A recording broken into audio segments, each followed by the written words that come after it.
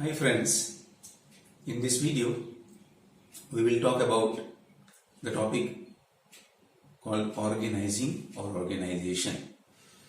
Friends, after planning, organizing is one of the important second managerial function that any manager has to perform effectively and efficiently. Now, what is organizing? From there we will start. So organizing, here two spellings are popular. S also is popular and Z also is popular. In US English it is Z popular there, and in British English it is S popular. So we can take the spelling as either way.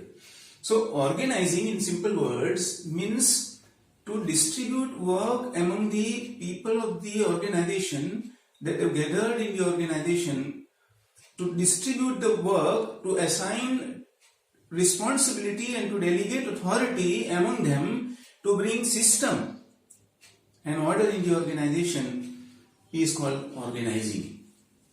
Now let us see what some experts say about the activity called organizing. According to Chester I. Bernard, the organizing activity is an activity, he defines organizing this way, that the activity conducted with the cooperation of two or more people and their coordination is called organizing. One more time, according to Chester Bernard, organizing is the activity conducted with the cooperation of two or more people and their coordination is called organizing. As a noun, it becomes organization. As an activity, it becomes organizing. According to one more popular definition by an expert, and according to this definition, organizing means identifying and grouping of work, and delegating authority and responsibility among the people in the group or organization, and establishing interrelationship is called organizing. Again, according to one more expert, identifying and grouping of work, delegating authority and responsibility among employees or the persons working in the group, and establishing interrelationship among them is called organizing. So friends, all in all, to conclude the meaning, we can say that organizing is a managerial activity of distribution of work, identifying and grouping of work, assignment of responsibility and delegation of authority is done, and a structure of interrelationship is developed or designed to achieve organizational goals is organizing. And through this activity, organization takes shape. Now, some of the characteristics of organization or organizing will help us to know more about organizing. Number one, first characteristics. Planning based means organizing activity, as I said in the beginning, is based on planning. That means planning is done first, and after planning immediately, the other managerial function that follows is organizing. So, while doing organizing, we will organize, we will do distribution of work, we will assign authority and responsibility in such a way that our planning is implemented properly. Right? So, there should not be any contradiction between the two activities done by a manager. Planning and organizing has to be complementary to one another, supportive to one another. Okay? Number two, it is objective oriented. Organizing activity is an activity which is objective oriented, goal oriented. That means while organizing, while distribution of work, while assignment of authority and responsibility is done, while creation of interrelationship structure, it will be kept in mind that what are our objectives, and all group efforts of the organization should be directed towards achievement of organizational common goals. From that angle, we can say that it is objective oriented. Number 3, delegation of authority and responsibility, or in other words, division of work or distribution of work is organizing. That means when we do organizing as a manager, what do? We distribute responsibilities. We assign responsibilities. Who will do what? Right? We will delegate authority. Who will get how much power? Authority.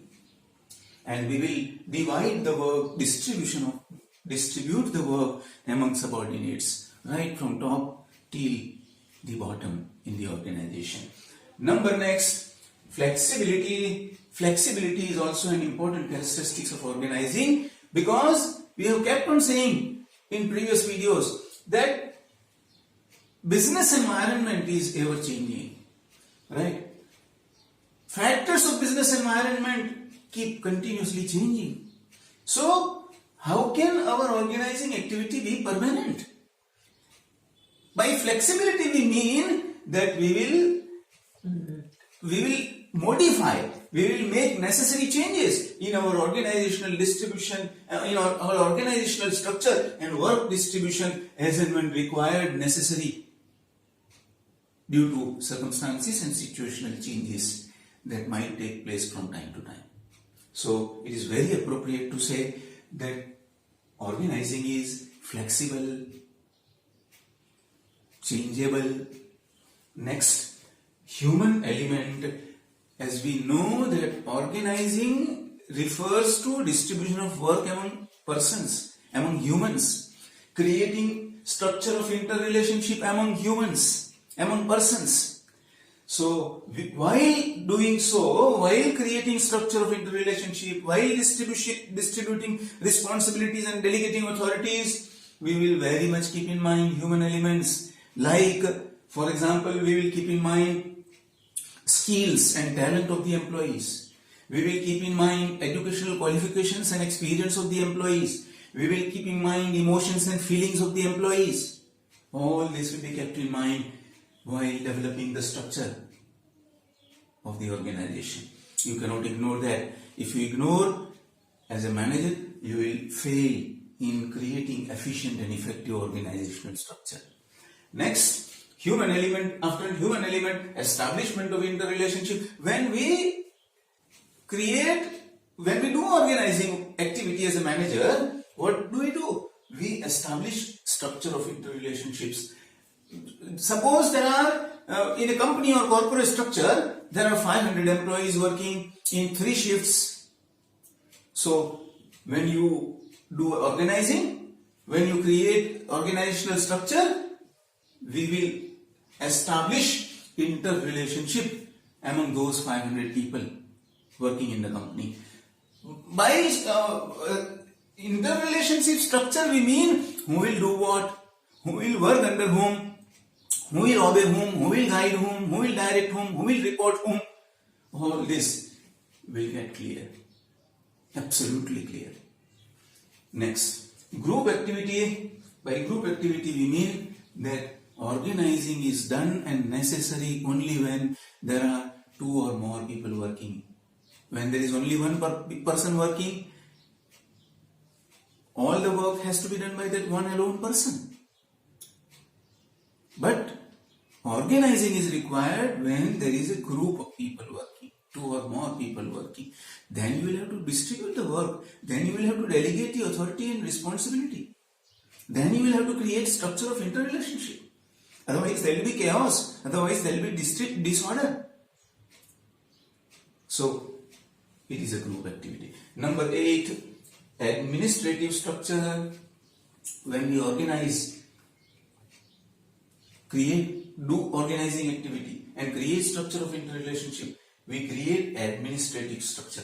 To illustrate administrative structure, let me just elaborate you with a diagram. Suppose in a company or corporate structure, there are about few hundred people working. So we will start. Highest authority in the company is board of directors. Right? We call it BODs. Under board of directors, we can appoint or company board of directors can appoint or elect or select CEO or general manager. They can give any name they wish, right? Under him, we can elect or appoint or recruit departmental heads. Say for example, production manager, marketing department marketing manager, finance manager finance department manager, HR manager HR department HR manager. As per requirement, they will create this structure, administrative structure.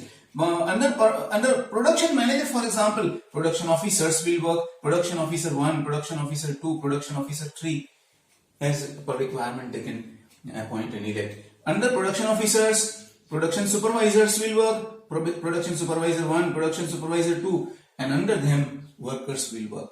So you can note, you can see here that when we organize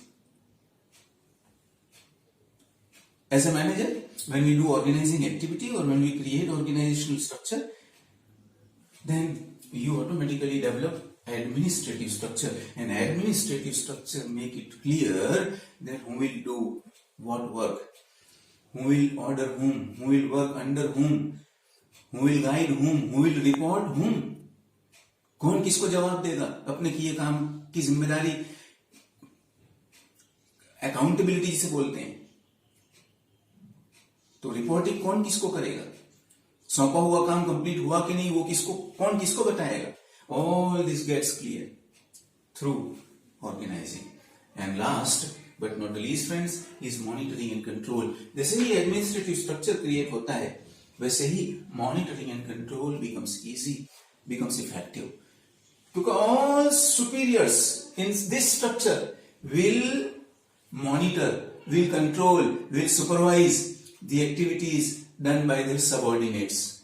And all subordinates here in this structure will be accountable, will give reports of the activities and works that were assigned to them to their superiors. So monitoring and control is facilitated, made easy with the help of organizing. So indirectly, when we studied characteristics or nature of organizing, we also saw how important the organizing activity is after planning. So here we are concluding this video. I feel that you found it informative and useful. Thank you.